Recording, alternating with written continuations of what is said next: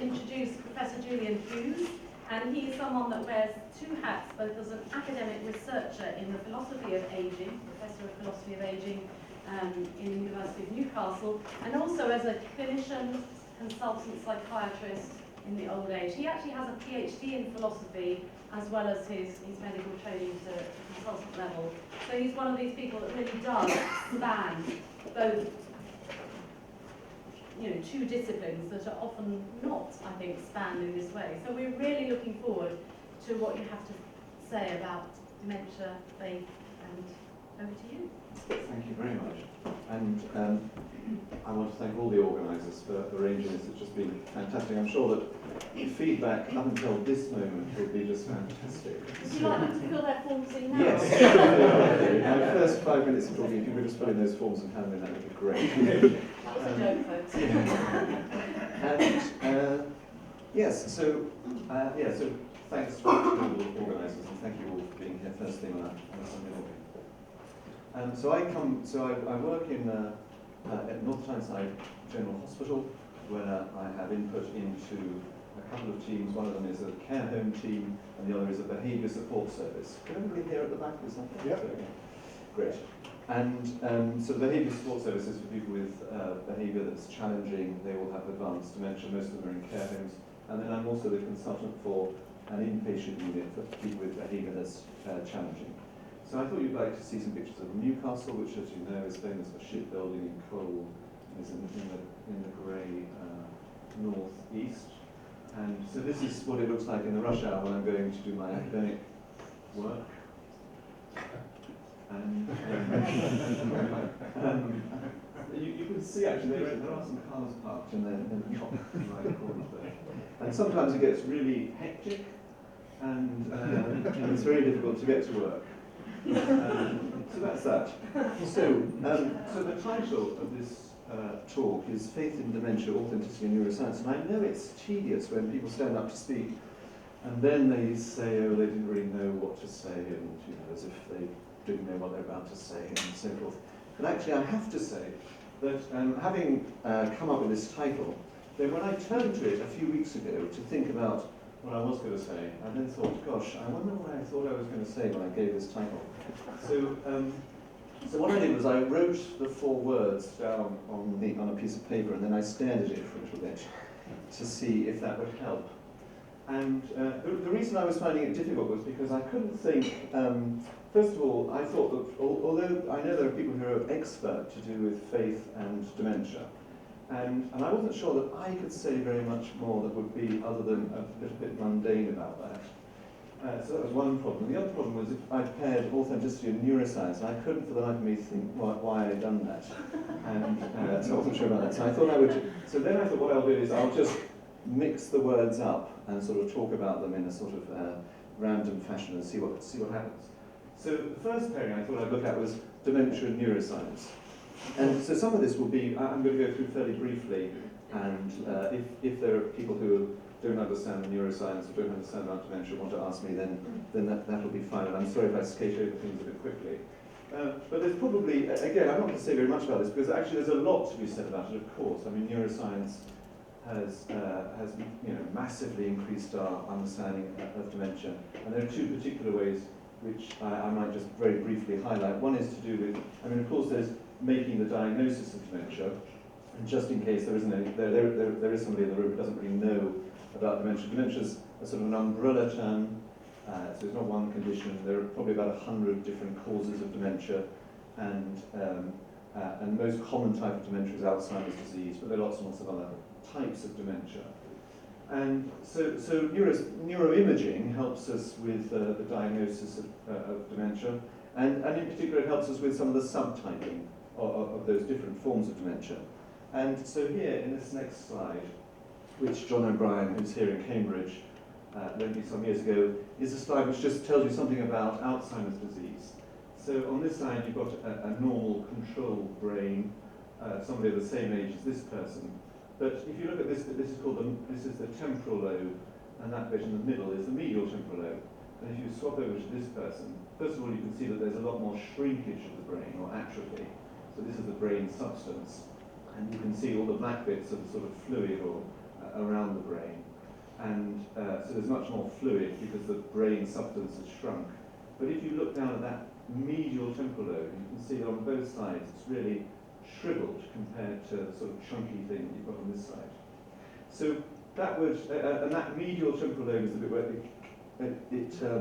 the bit of the brain called the hippocampus is in that bit, and that's associated with what's called episodic memory or recall memory.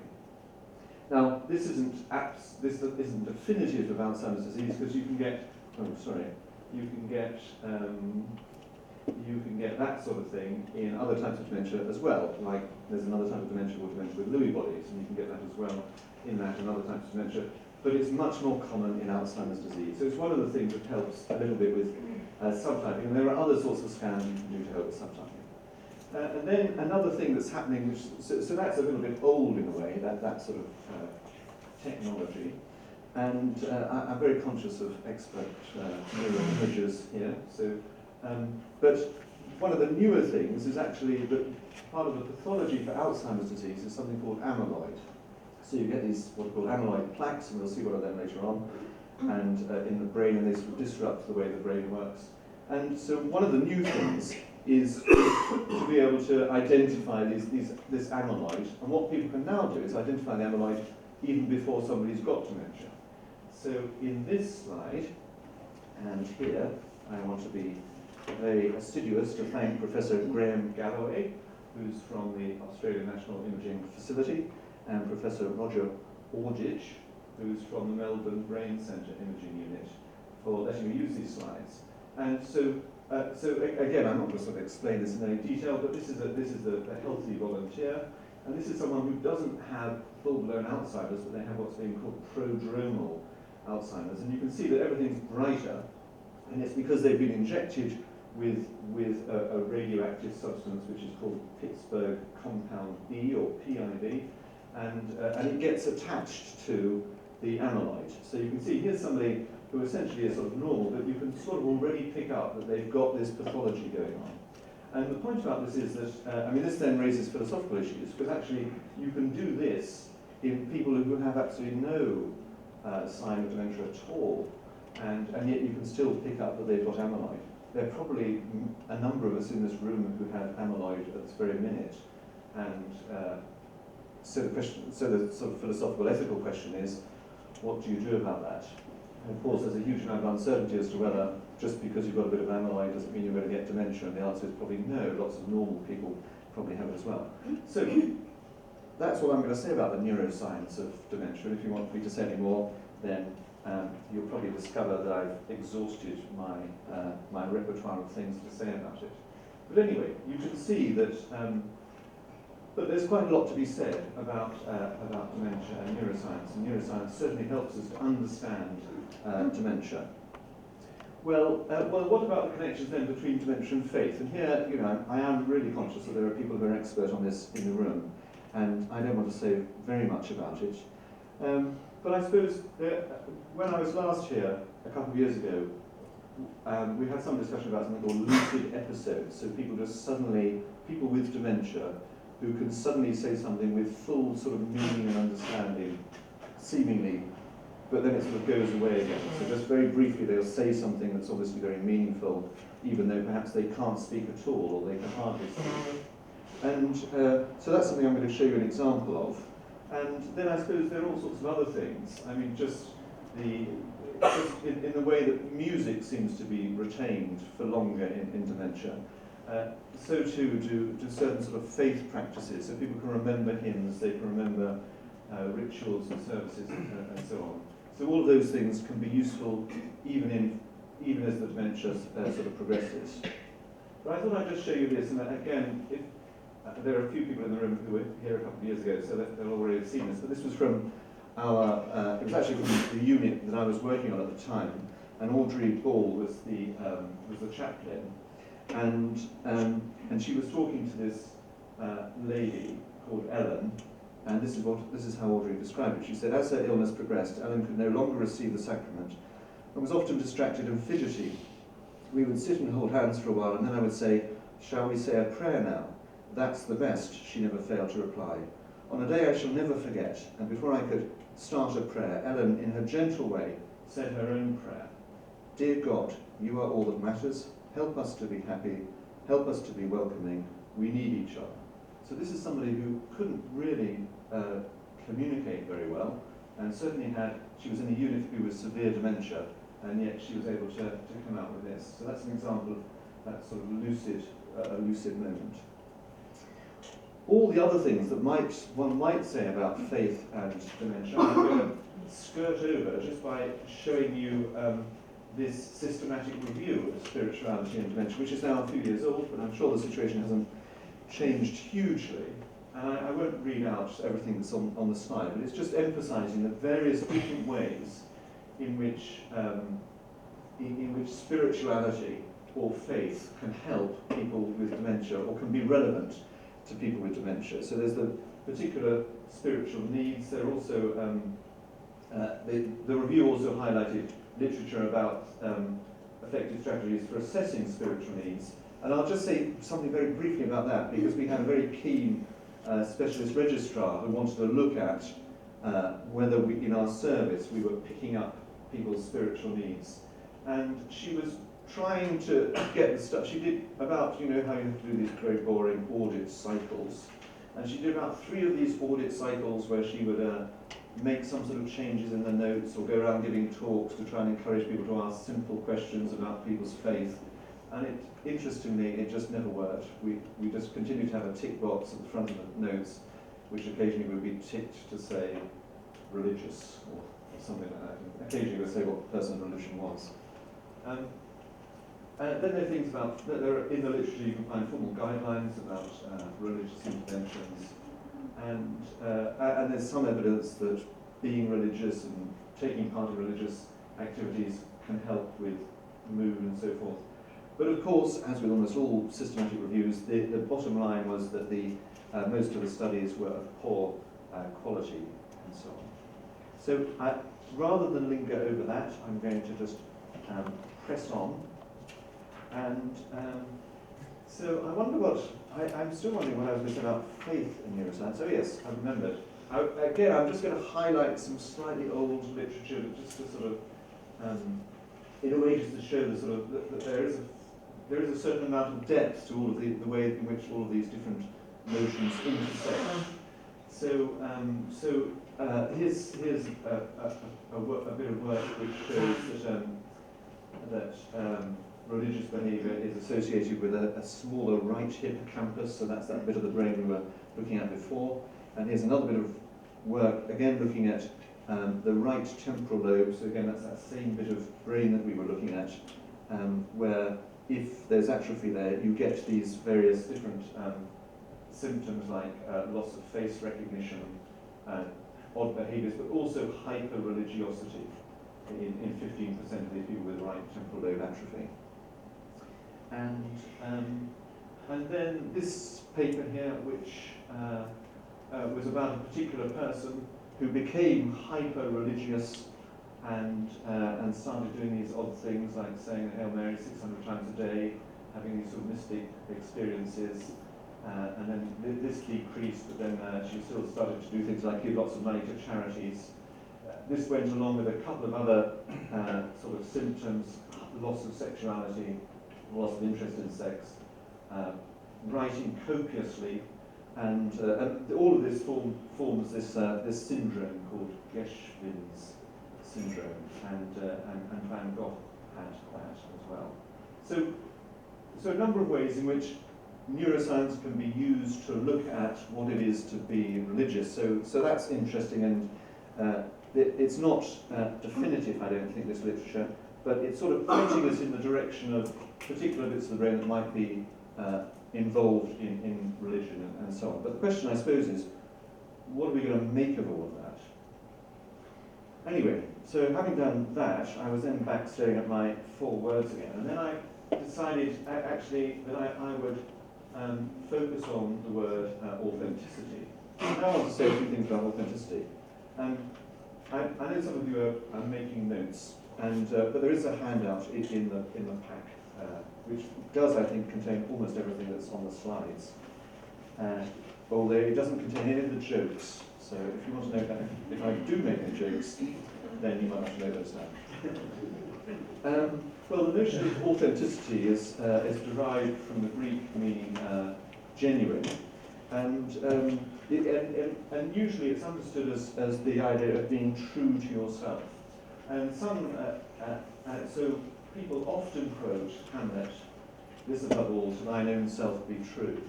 And some people point out that this does seem like a very sort of modern idea, the idea that you should become the person that you are. But let's see. I mean, what does it mean to thine own self be true? Well, there's a famous work on authenticity, which is this work by Lionel Trilling, which is more about sincerity and then how the notion of sincerity sort of slightly changes into the notion of authenticity. And about authenticity, he said this: it's a more strenuous and moral experience than sincerity does. Sorry, it gives you a more strenuous moral experience than sincerity does, a more exigent conception of the self and of what being true to it consists in, a wider reference to the universe and man's place in it, and a less acceptant and genial view of the social circumstances of life. So sincerity is a rather sort of nice thing. We should all be sincere. But authenticity is something that's a bit more, as it were, striving. And here's somebody writing about, one of the great people to write about authenticity is Rousseau. And here's this chap, Guignon, just reflecting on the way Rousseau covers everything that authenticity seems to be about. So he says, it seems obvious that all of the core assumptions built into the concept of authenticity are fully worked out in his writings. There is the distrust of society and its demands, and the idea of an inner true self, where this notion captures both the spontaneous child within and the noble savage that existed, or is imagined to have existed, in some happy age in the distant past. There is the nostalgia for an earlier state and the intimation that by turning inward and hearing the inner voice of the true self, one might make contact with the great groundswell of nature from which we have sprung. There is the idea that our access to the source of our being is achieved not by cognitive reflection, but by feeling. And there is a conception of freedom as liberation from socially imposed constraints. I mean, of course, so I think that is a pretty good summary of most of the things that we see in the historical writings about authenticity. I mean, of course, the other person that I could have put a slide up about is Heidegger, who felt that if we really understood our way of being in the world, then we would want to live an authentic sort of existence. And he felt that this was, we were particularly forced to this when we recognise that he uses the very pessimistic sounding phrase, being towards death. So once you realise your sort of finitude, then that helps you to be more authentic. And we'll come back to Heidegger in a minute. But so what I want to do now is just think a little bit about the self. So it's all about being true to the self. So let's think about that for a second. And here I'm just going to flick back to work on dementia. So here's one of my great mates called Steve Sabat, who is a psychologist from Georgetown in Washington, and he's written this great book called The Experience of Alzheimer's Disease, Life Through a Tangled Veil. And if you're interested in dementia, I would certainly recommend it. It's based upon Steve's, what he did was for several years he would go to a day centre and he developed relationships with particular people with dementia, and he would then be with them for a long period of time, several hours, talking with them. He would take them out and so on. And he would record, all those conversations were recorded as part of a sort of research project. And the book, a lot of the book is just verbatim conversations between Steve and the people he was seeing. But then each chapter focuses on a particular sort of conceptual issue. So there's one chapter, for instance, which is about social constructionism and how useful that is in terms of understanding people with dementia. And he comes up, I mean, I think he's got this from somewhere else. He comes up with 3 ways of characterising the self. So self one is shown by the personal pronouns. So if I say I did this and so on, or if I say me, and of course I can also do that by gesture in some way. So the question is, to what extent can people with dementia retain that? And the answer is they can retain it for quite a long time, and certainly by gesture they can retain it. Self two is all of your physical and mental attributes. Well, again, you maintain your physical you certainly maintain your physical attributes, and you maintain many of your mental attributes in dementia, at least until the final stages, but maybe even into some of the final stages. And then the final thing, which I think is the really important thing, is the idea of a social self. So this is the self that depends on other people. So at the moment, you're allowing me to be this sort of self, which I couldn't be if I was just sitting in my kitchen with my kids, for instance. They wouldn't allow me to stand and talk for this length of time. They would just sit and listen in silence. And so we have lots of different social selves, depending on who we're with. But of course, it does depend on who we're with. So if you now will start just talking amongst yourself while I'm still here burbling away, I'll stop being this sort of self and I'll start to look like a rather pathetic person who doesn't really know what he's doing here, and so on. So this completely swaps over to dementia, that if you ignore the person with dementia, if you talk about them as though they're a child and so on, then the person with dementia starts to behave like a child. Or that seems to behave like a child. And I always do this sort of thing. I always sort of then go off and can't stop myself from telling a story. It's because of my frontal lobe. Did I say all this 2 years ago? My frontal lobe is still bad, Alistair. I can't... Possibly a bit worse, do you think? Alistair's the only person that was here 2 Yes. years ago, All so right. you can just repeat yourself. Yeah. No, Joanna was. Oh, is she? Okay, well, that's probably the only. Well, so just to emphasise this point, because I just think it's a neat story. When I first met Steve, we were at a conference in Nice, and he was talking about this sort of stuff. And he said, I should have done this actually, shouldn't I? He said, I need a volunteer from the audience, and that the only criterion to be satisfied. Do you remember the story? No. Oh, okay. Well, it shows something's happening to your hippocampus. I mean, my frontal lobe maybe I didn't tell it, but perhaps I didn't tell it. So the only criterion was that the person should not have their top half of their clothing tucked into their bottom half. So, and it was quite a large audience. So eventually, a young Swiss psychologist came out with a T-shirt on. And so Steve gave him the microphone and said, well, start telling us about yourself, and why did you come here, what do you expect to get out of the session, and so on. So this chap started talking, and he was looking a little bit nervous. And then he'd been talking for about 20 seconds or so, and Steve went up to him and started to tuck in his T-shirt into his trousers. And he walked all the way around, putting his hands down his trousers. And the chap then couldn't really speak and became a bit sort of dysphasic and stuttery and so on. And then Steve told a story about a person with dementia who'd been to the day centre. There was a little gang of them that sort of met in the foyer with the sort of manager of the day centre, and this lady's husband had come to pick her up. And then she went to the loo. When she came out of the loo, somebody said to her, so have you had a nice day? And she did have some speech problems, and she started to reply. And then her husband went up to her, and she hadn't tucked her T-shirt into her skirt or whatever. And he just went up to her and started tucking her in and saying, yes, she's had a fantastic day. And she was really annoyed. And she was then, the next day, the husband said to Steve, I think my wife's getting worse because she was so aggressive all the way home last night. And she was in a bad mood all night. I think her Alzheimer's is getting worse.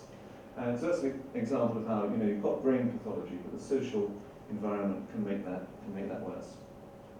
Anyway, I've also said a little bit about the person as opposed to the self, and used other people to sort of characterise the person as a situated embodied agent. And the main thing I want to say, I'm not going to dwell over that, but just is to note the way in which we're situated in many different sort of fields. So we're situated in sort of biological, psychological, moral, social, legal, spiritual fields. And this is what makes me me, is because I've come from a particular, I've been born in a particular geographical place, I've got particular sort of history and so on, and etc. I won't dwell over it on that. Yes, so back to Shakespeare, because actually that quote, this above all, to thine own self be true, continues, and it doth follow, as the night the day, thou canst not then be false to any man.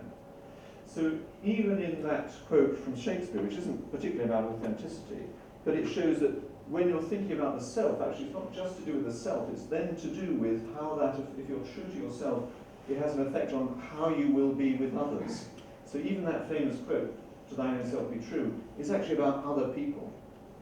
And so that's the thing, that's the reason I wanted to talk about authenticity, is to bring out this notion of the importance of context and the way in which we're situated as selves. And so here's perhaps one of the most famous bits of writing about authenticity, which is Charles Taylor in his book, The Ethics of Authenticity.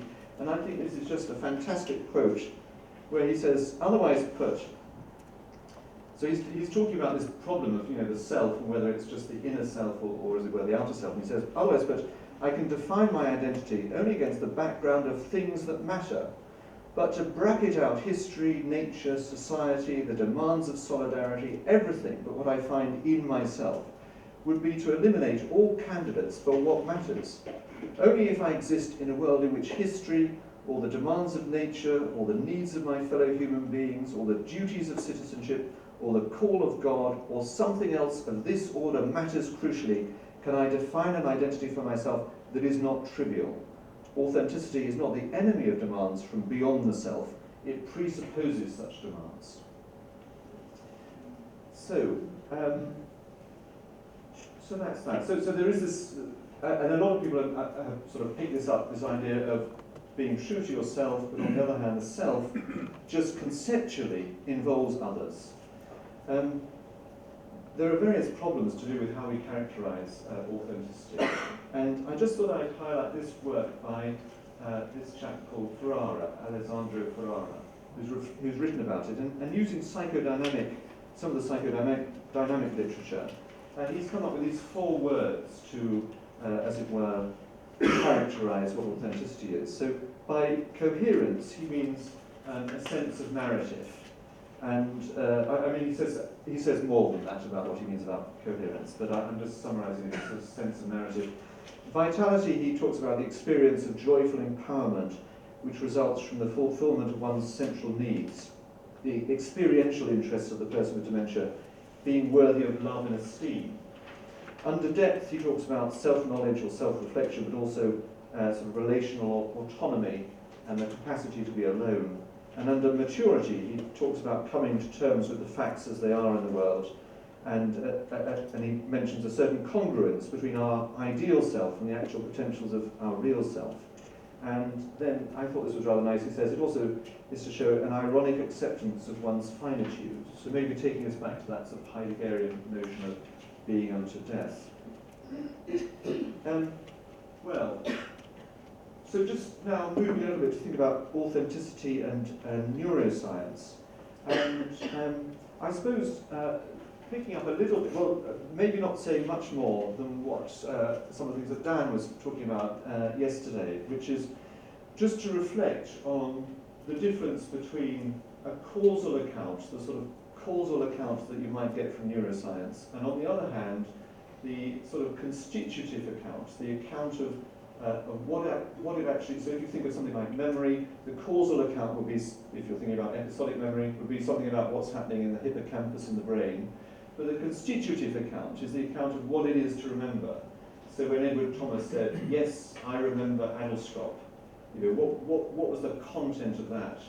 And so you have 2 different accounts of the same sort of thing. And so I just wanted to sort of highlight that difference. And I think that's all I'm going to say about that, to be honest. And then thinking about dementia and authenticity, and I would then go back to that work by Ferrara, because of course some definitions of authenticity might be a bit of a risk for the person with dementia. And so I just thought I would just briefly sort of talk about these things. I mean, so first of all, the person with dementia, they won't always be able to remember their narrative. They're going to lose that. But on the other hand, if we're thinking of them as being situated, then they're situated amongst people who can maintain their narrative, who can tell their story for them. So a sort of sense of the person's coherence can be maintained by other people and helped by other people. that might actually be a practical thing, but even when it's not practical, it's still, as it were, a sort of conceptual thing. Vitality, well, Ferrara talked about the possibility of joy, and certainly if you look at the literature, the huge burgeoning literature about the use of the arts in connection with dementia, there are lots of examples of people being able to be joyful. There's somebody who's done a lot of work with art, it's a chap called John Killick, and one of his more recent books is to do with the notion of play. I think play got spoken about yesterday as well, but just the way in which it's possible to play with people so that they can enjoy themselves. And then under depth, I mentioned the notion of relational autonomy, and I was involved with the Nuffield Council when they had a working party looking at dementia, Nuffield Council on Bioethics, and one of the things that was stressed in their report was the importance of not just thinking about autonomy, but thinking about relational autonomy and the way in which we're all interconnected. And then maturity is something to do with acceptance, and of course that might be difficult for some people with dementia. Well, so moving on, so we've already talked a little bit about some of these issues, but I just want to start to introduce some other things now. So on the one hand, faith would lead us to the notion of transcendence, and Joanna mentioned transcendence yesterday. So the awareness of something as it were sort of beyond. And, but similarly, authenticity leads us to the notion of the other. So it's sort of something beyond the self. So that's just interesting to notice that. Here's some quotes to do with authenticity and the notion of the other. What we call our authentic self, the self we access and express when we are being authentic, is at its deepest level something shaped and defined by society. And in saying that, Charles Guignon is actually commenting on this work by Bernard Williams, where he says we need each other in order to be anybody. And those of you who know about Ubuntu, that we exist in the context of other people and so on, will recognise those sort of thoughts from another culture. Well, I think we can do something similar, in the same way that on this side, both of these things, authenticity pulled us into the other and faith pulled us into transcendence. I think a similar thing can happen on the other side. I mean, this is me being a bit spurious, but anyway. I mean, on the one hand, if we're thinking about dementia and neuroscience, we can be pulled into think about the brain pathology. So, as promised, I think these are also from John O'Brien. Here are some pictures of plaques and tangles, which are the hallmarks of, or two of the hallmarks of Alzheimer's disease. It's the plaques that contain the amyloid, which is the thing that was picked up by that neuroimaging thing. So, yeah, so that seems to be a fairly sort of concrete thing. These are actual physical things that you could put your finger into if you wanted to. And so on the one hand, there's that, and that seems fairly definite. Now, the next slide I'm going to show you is controversial with some people. Neuropathologists might get a bit annoyed about this. But there's this famous study called the nun study. So this was actually a study of nuns who from the Notre Dame order in America, and they agreed to be interviewed and they agreed for all their records to be looked at, and then they all agreed that they would give their brains for donation afterwards. And it's produced all sorts of results. But look at this. So this is from one of the main researchers on this study, Snowden, who says, given nearly the same location, type, and amount of neuropathologic lesions, participants in our study show an incredible range of clinical manifestations from no symptoms to severe symptoms. So that's interesting.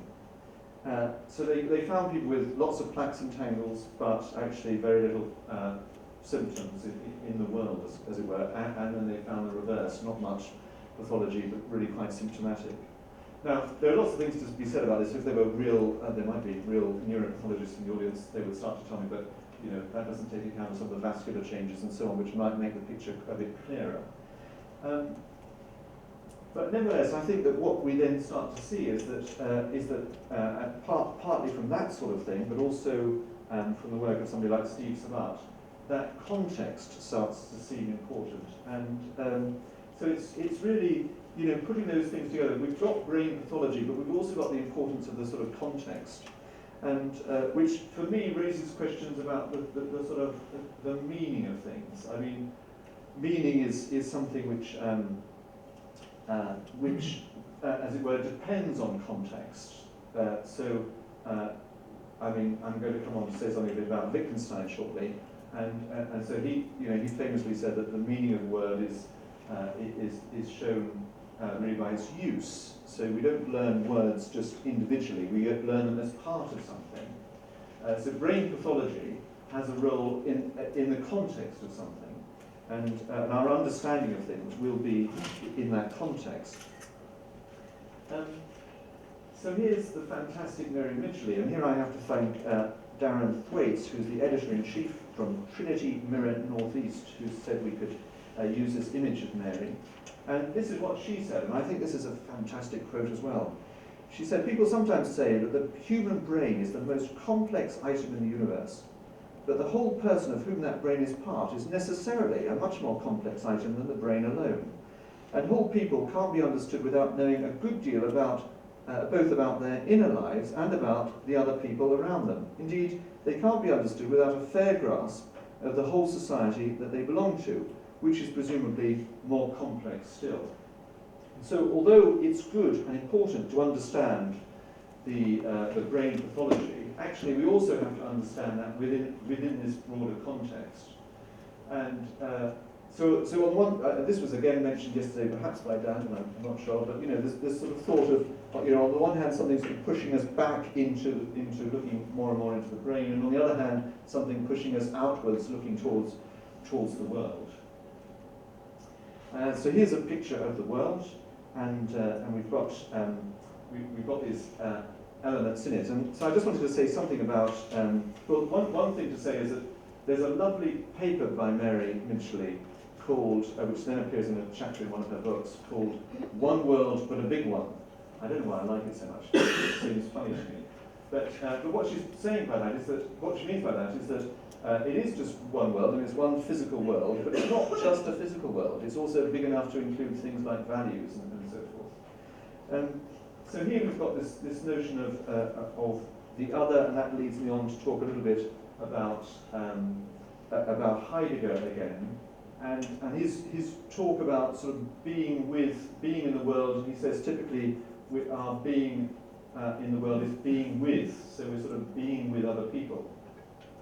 He says concern, so he's talking about concern, is a character of being which being with cannot have as its own, even though being with, like concern, is a being towards entities encountered within the world. But those entities towards which Dasein is his word for the or is often sort of translated as the human existent.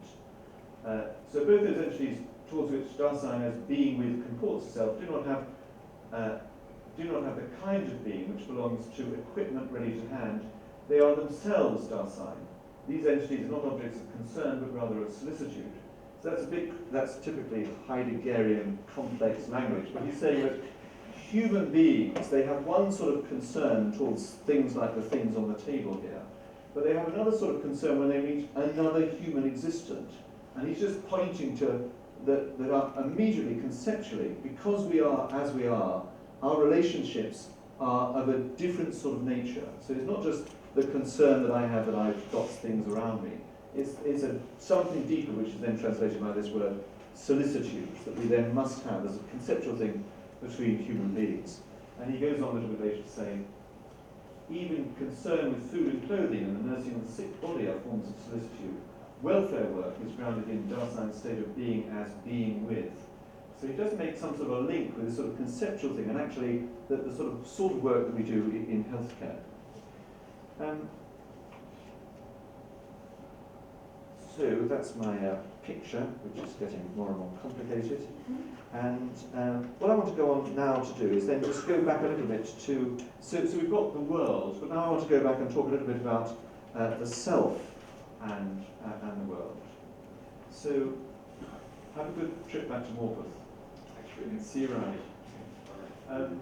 So here's a quote, Dan Zahavi saying, "I experience myself in what I do and suffer, in what confronts me, and in what I accomplish, in my concerns and disregards.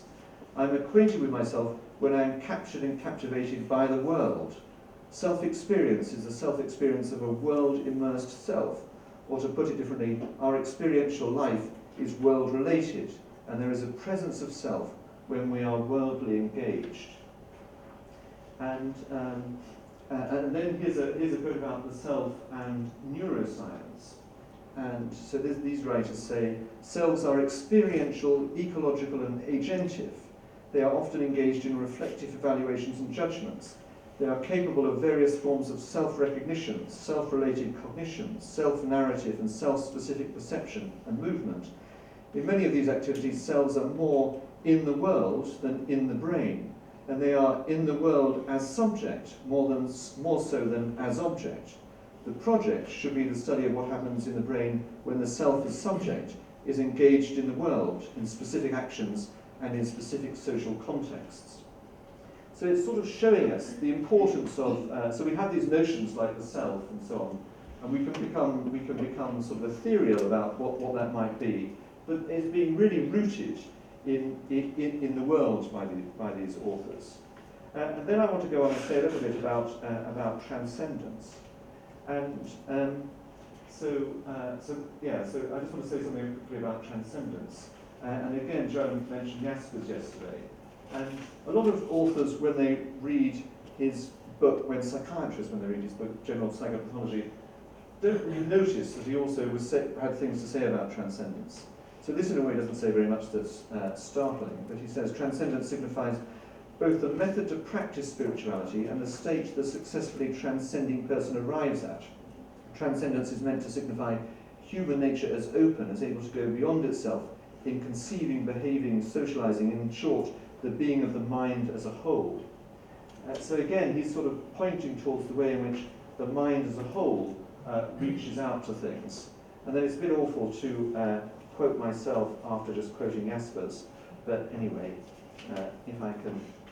So I've written more thinking about the notion of self and spirit, but I wrote this once. Whatever else it is, spirit cannot refer to something worldly in the sense of something physically present.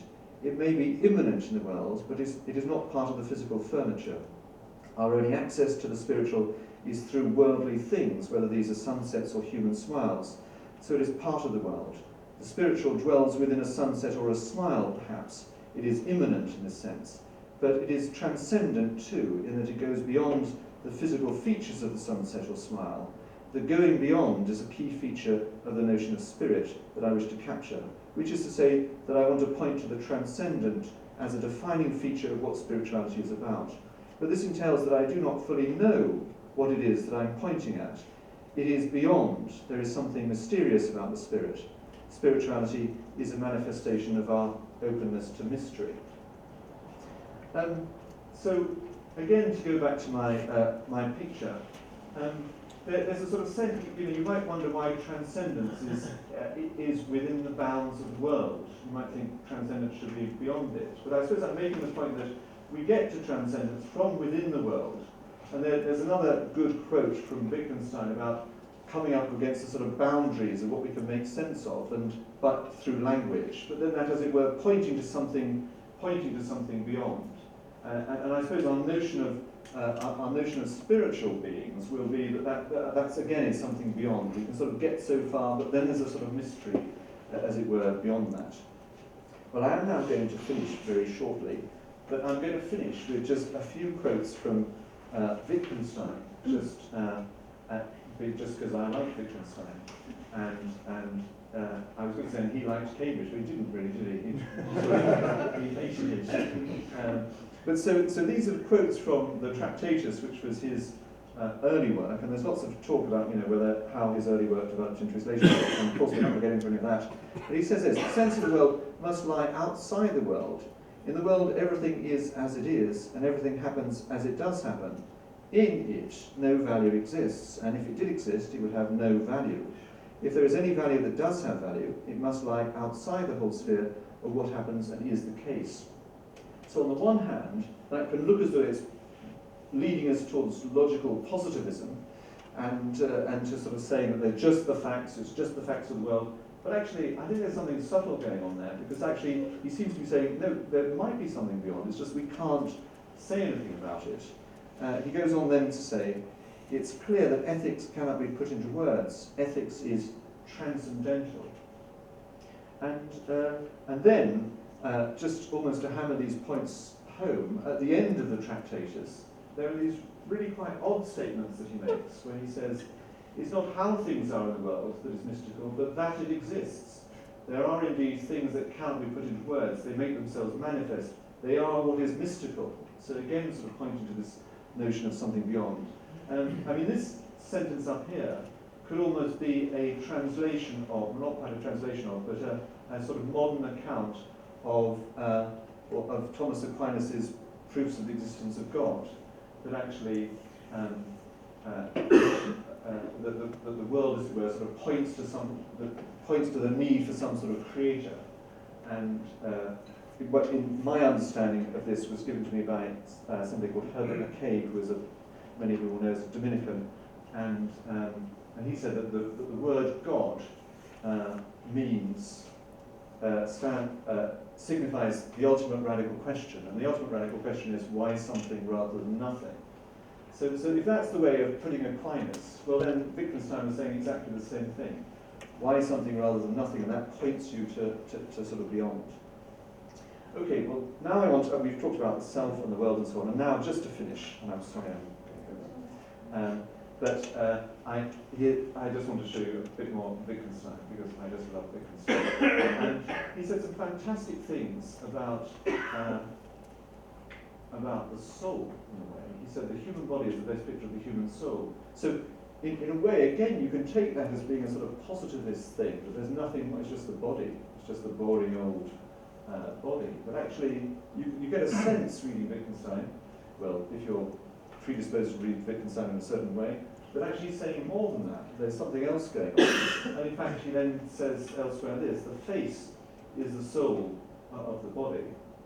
And one of the reasons I keep on saying I love Wittgenstein so much is because when I went to do medicine and then became interested in psychiatry, and I just finished studying philosophy as an undergraduate, and I read a bit of Wittgenstein, but I didn't really understand what on earth was going on.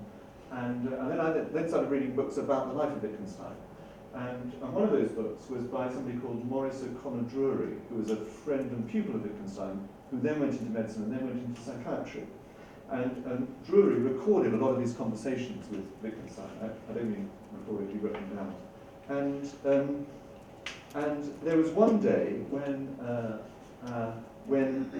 Drury felt that he was just useless. It was when he'd started psychiatry in Dublin, and something had happened on the ward. I think there'd been a sort of drunk, personality disordered older woman who had thrown something at him, or thrown something at the nurse, and Drury lost his temper with the patient and shouted at her or something. And then when he was out having a walk in the afternoon, that was in the days when doctors could go out for walks in the afternoon, with Wittgenstein, which is not something most people can do. He then was saying to Wittgenstein how terrible he felt he was, and he just wasn't up to the job and everything. And then Wittgenstein sent him this letter, and I just think it's a really lovely letter. He said to him, look at your patients more closely as human beings in trouble, and enjoy more the opportunity you have to say goodnight to so many people. This alone is a gift from heaven, which many people would envy you, and this sort of thing ought to heal your frayed soul, I believe. I think in some sense you don't look at people's faces closely enough. So again, that sort of emphasis on the face. And Drury then, towards the end of his career, wrote a book, much of which was based on his conversations with Wittgenstein. And he said, he then said this. He said, there is and always will be a mystery regarding mental ill health, which makes it different from any disease of the body. Every mentally ill patient is an individual enigma, and we should always think of him as such. There is something more disturbing and puzzling in the dissolution of the personality than in any bodily disease. So I think if there's some sort of theme to my whole talk, it's to do with the way in which dementia and so forth point us from the world to something else, and that something else is something mystical. Thanks very much.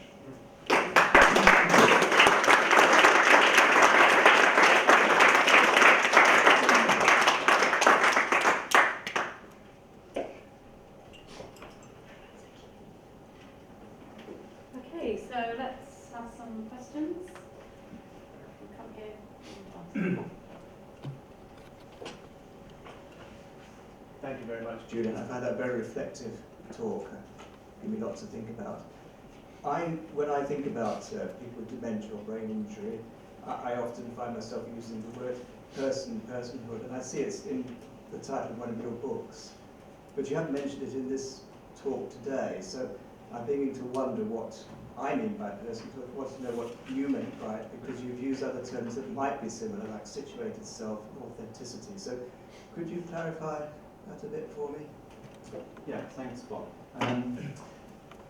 Yeah, and I'll be brief. And again, there are other people in the audience who could probably say more about this. But I mean, it's a disputed term. It's, you know, the notion of a person is a sort of disputed term. Some people say we should get rid of it. I mean, some philosophers say that sort of thing. And it's just a useless term, is what they would say. The sort of standard way to think about the person is to use people like John Locke, who talked about the person as being all your sort of memories and consciousness, and then that's been picked up in contemporary philosophy by Derek Parfit, who's talked about being able to connect your psychological states. So I'm the same person today as I was yesterday because I can make the connections through memory.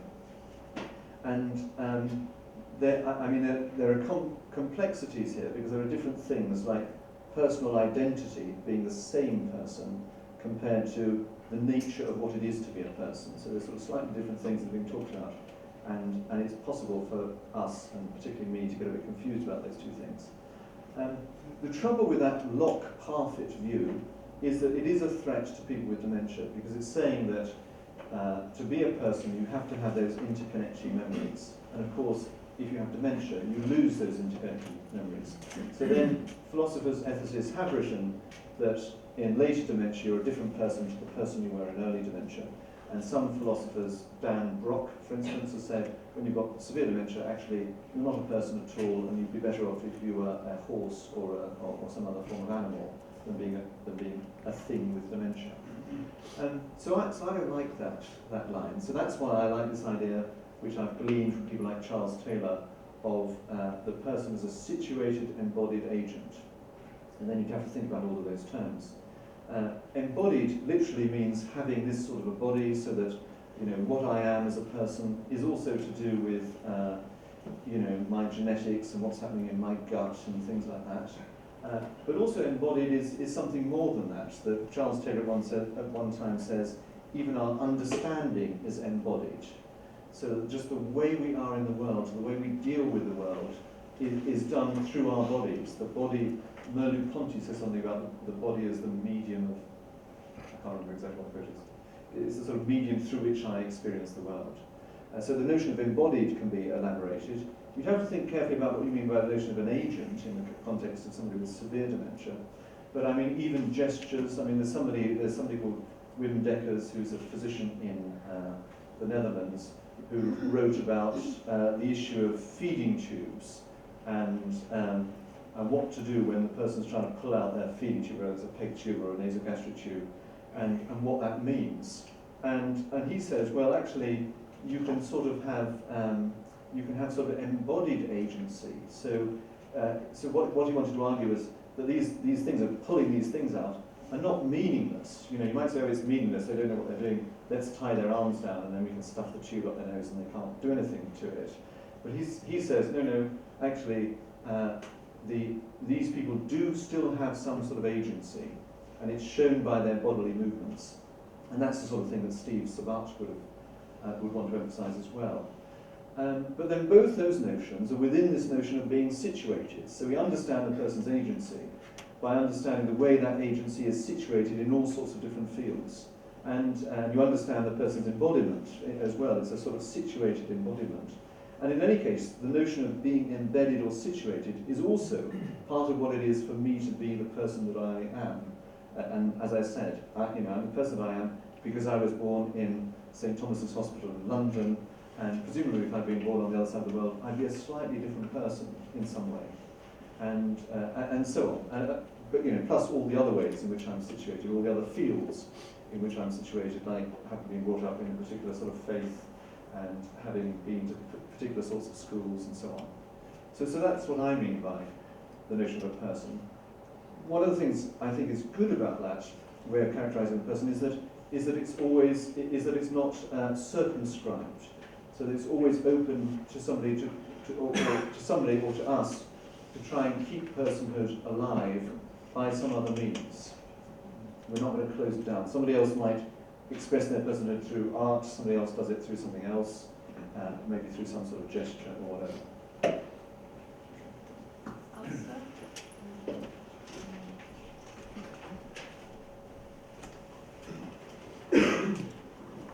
Answer? Thank you, Julian, and I found that very challenging and lots that I didn't understand. But could I just ask you to tease out the issue of authenticity in people with dementia in this respect? So you gave us lots of ways of defining authenticity.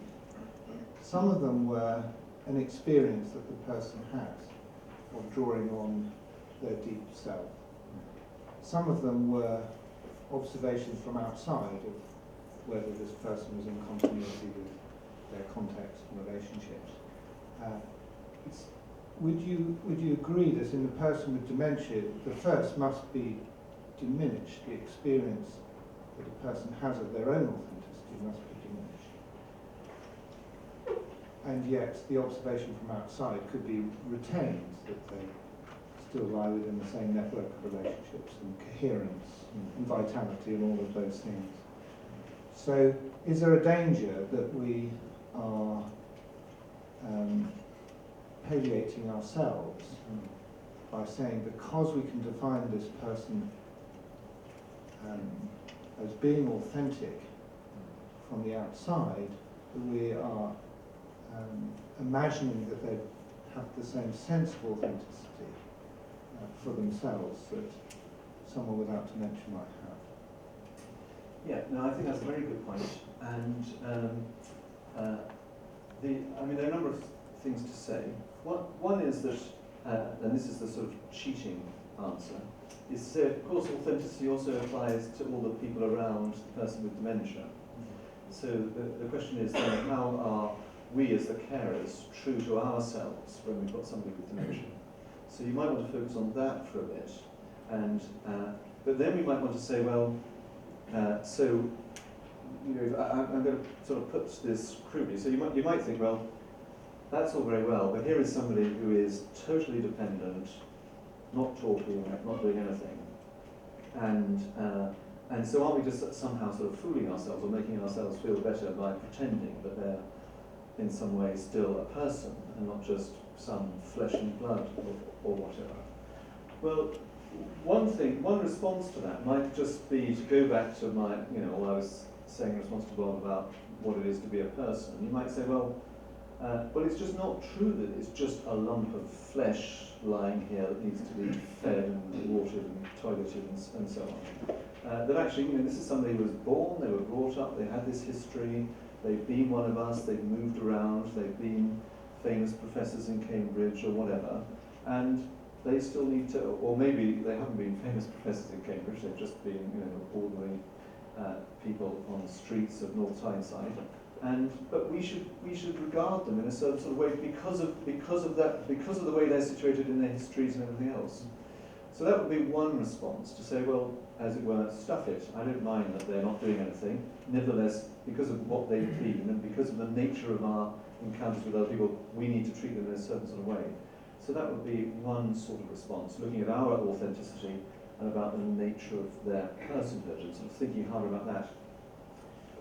There is then the sort of more empirical, so that's a sort of conceptual response, two prongs to a conceptual response. But there's then this sort of straightforward empirical response, which is actually, is it always the case that even in severe dementia, there's nothing?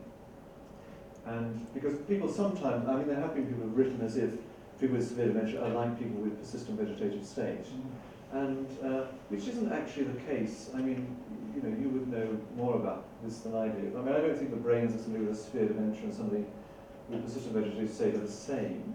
There's still, there's still room for things to be going on in the person with dementia, and that's the point about lucid episodes. But I can think of people that I've seen with severe dementia right up until the time of death, and even in the absence of lucid episodes, I'm not thinking of somebody who just suddenly woke up for a moment and said, "Oh, it's a lovely day today," and then went back to severe dementia. I'm not thinking of anything like that. But you can still get responses from people. They can show slight signs of some sort of recognition, or you don't know what they're recognizing, but when the daughter comes in and squeezes their hand and talks to them, they smile a little bit or something. And so I suppose my whole inclination, which I'm sure is yours as well, would be to err on the side of being cautious about this, and so always wanting to ascribe personhood to them, because it's a sort of a bit of a caricature to think that there's nothing else here, it's just the physical body, and it's just us projecting various things about self and spirit onto this physical body. I don't think I can't quite think of cases where it's just been like that. Because mostly I can think of cases where, until the person goes into a sort of state of being unconscious when they're dying, where you get little responses from people, and sometimes I go to see somebody in care home, I can't get a response from anybody, but that's because I'm a sort of stuffy person who was born in London, and these are people in the northeast of England, and then the nurse carer, well often not the nurse, maybe the sort of unqualified carer comes in and says, "Well, hey, the lads," or something, and then they smile a bit, and or whatever it is. So I think there is always some sort of a response possible. There was something else I was going to say about that, and I've forgotten it. But if I could follow up, I mean, presumably you mentioned assisted vegetative state. I mean, we would still want to accord personhood to people in that state, would we not? Or the instinct is to want to see people in that state also have personhood, or at least my instinct would be. I don't know, maybe this is going off topic, but the criteria doesn't seem to be necessarily even sort of conscious, any sort of ability to respond in that instance. What's that? Well, I mean, my inclination is to want to agree with you. I don't quite know enough about the system vegetative state. I've read slightly different accounts of it, and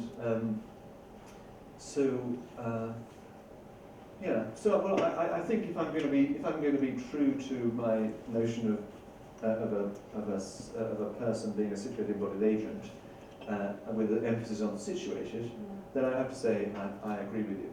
But what I don't know about is whether you get some of those other things that you do get even in severe dementia, and my understanding is that you probably don't in persistent vegetative state. So I have remembered the other thing I was thinking about, which was that one is open to the accusation that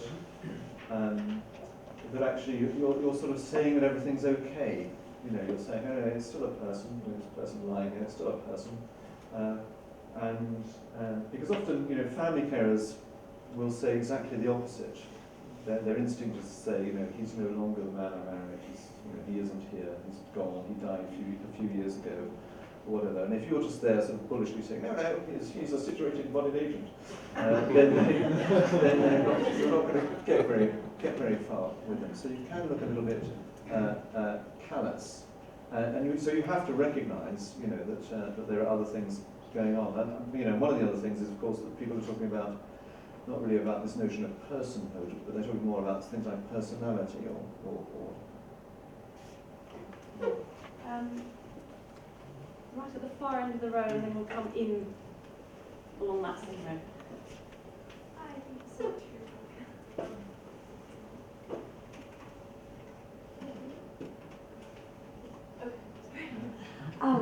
It's just a bit of a curiosity question. I know that when we were talking about dementia yesterday, we mentioned the idea of someone losing their faith as they became more confused and not remembering that part of their personality. And then today you mentioned how someone's faith can sort of sustain them in the dementia, remembering hymns or things like that. And I was just curious, are there cases where people actually come to faith in latter stages of dementia, where they have like a conversion experience? Is it something that happens? Is it quite rare? Have you ever heard of things like that happening? No, I think I have to defer to the chaplains in the room to hear whether they've come across anything like that. I can't think of a case. Okay. We do have. Do you have a comment on that? Yes, I can't comment in response to that.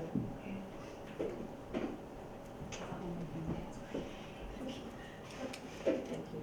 I was going to ask a question about the difference between religiosity, which perhaps depends on residual memory, and faith experience of people in dementia.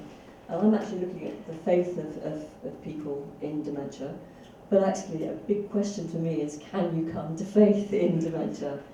And I mean, if you don't mind, I'll just tell you a story, if that's okay. Really quickly. Really quickly, yes, sorry. Really out of time. Elsie was standing at the door of the church service in the home church, and Elsie was looking very distressed, and I said, come in, Elsie. She's a person with no history of true dementia faith. And she said, no, I'm not good enough. Why aren't you good enough? Yes, you are good enough, Elsie. Come in, sit down. And she did come, and she sat very nervously through the service, looking quite increasingly distressed, but and the usual just looking down, the tears running down her face. Elsie, what's wrong? I'm not good enough for God. I've been a very bad person. And this is out of a non-church background. And so we said to her that God loves you, God accepts you, and that's why Jesus died. We're Christians, and that's for you as well. And she looked up, a moment of lucidity, and said, Is it for me? Yes, Elsie, it's okay, you're okay with God. Am I? And after the distress, there was a moment of the lucidity, of looking alive and joyful and peaceful for a moment. Now I know with Elsie, we knew that 2 hours later she would have forgotten that. So we gave her a wooden cross and said, every time you're holding this, just remind yourself, think Jesus. And she died 2 or 3 weeks later, holding the cross. And when it was removed from her, because the carers were sorting her out, she reached out, although she was hardly conscious, she reached out for the cross and held it, because presumably it reminded her of Jesus. And she died holding on to the cross. And compassionate God, I think, was, she was reaching out to him and she was accepted. And I'm sure other chaplains have similar examples as well. Thank you. I promised. Well, how do I follow that? But maybe this is slightly off topic too, but you talked about the relationship between brain imaging and people who are behaviourally impaired with dementia. And then you talked about people who are authentic and trying to be true to themselves and perhaps even transcending. And I wondered, can you say anything about the relationship between the brain imaging and a person who's being true to themselves? So, for example, I hear a lot of people who talk about, prayer. Oh, all this stuff happens to the brain in prayer. A lot of claims are made for it, and most of it seems extraordinarily flaky to me. And I just wondered if, when you're doing something, e.g. in contemplative prayer, when you're practicing being authentic and transcending yours in some way, can you say anything about whether the brain is involved in that, or anything meaningful about whether or not the brain might be involved in that? And if so, so what? Well, I think the short answer is I can't really. I could burble a bit. I'll burble for a very short, extremely interesting. a very short time. I don't know of any studies. I guess there might be some somewhere. But I think what you ended with is the sort of interesting thing, which is the sort of so what. So what if we find that when you're in a state of real authenticity, whatever that is, and you're in the sort of transcendent, or you're in some sort of transcendent state, what if we find that, I'm trying to think of some really obscure, what if we find that the pineal gland really, really lights up? Well, I think the only conclusion from that would be Descartes was right, wouldn't it? But actually the more important thing is that the person is having an experience of transcendence and authenticity, or so on. So I would move back from I mean, it would be interesting. It would be interesting that the pineal gland was lighting up, and but you know, the really important thing is what's happening to the person in the world. So I would always want to move back in that sort of Mary Mitchley direction from the brain to the world, I think. Thanks. We've got time for one last question. Ryan, you've had your hand up consistently. Here's a microphone. Thanks very much for your talk. Just a slightly oddball comment about authenticity from a different angle. I have to give a lecture tomorrow morning on self-deception. I'm actually using Hamlet to frame the lecture, and it's part of the lecture is sort of taking a famous theory in evolutionary psychology. This evolutionary biologist Robert Trivers has argued that the human capacity for self-deception is a biological adaptation that helps us deceive others. So it's not so much the idea of, you know, to thy own self be true and then you can't deceive anyone else. The idea is that if you can deceive yourself, then you'll be better able to deceive others, and that's a biological benefit. Yeah. if not necessarily something that we'd want to strive for. But I thought it was interesting. I'm using the same quote that you had there. Yeah. So thank you. No, okay. I mean, my only quick verbal in response to that is, well, first of all, say, I couldn't say anything about evolutionary biology or psychology. But it just allows me to say something else about something different, which is I've just come across some, we're looking at sort of doing some work with some artists in connection with dementia. And so I've been sort of thinking about authenticity over the last year or so. And then I was surprised that the moment I mentioned it, they became very excited because they said this is a big issue in the art world, is the authentic voice. And is how you actually, so that if you're going to produce, the idea is that if you're going to produce a really great work of art, you know, you have to sort of get in contact with that authentic voice. So it's not just banal and so on. And so what that makes me think is just that it does require work. You know, it's not that we just, it's a bit like issues about the virtues. You know, we're not just, and some people talk about authenticity being a social virtue. But we're not just born with them, Aristotle said. I mean, we have to sort of develop them. We have to work at them. So I think it may well be true that if we don't work at them, in order to be true to ourselves, we may think the best thing to do is to go around and swindle everybody else. But and that there might be some sort of advantage to doing that. But if we really want to, you know, if we understand these notions of virtue and authenticity, then we need to work at them in order to make ourselves more authentic. Thanks very much, Julian. Very stimulating lecture. Lots of follow-up points that I want to raise, but we'll look forward to talking to you over coffee. So thank you.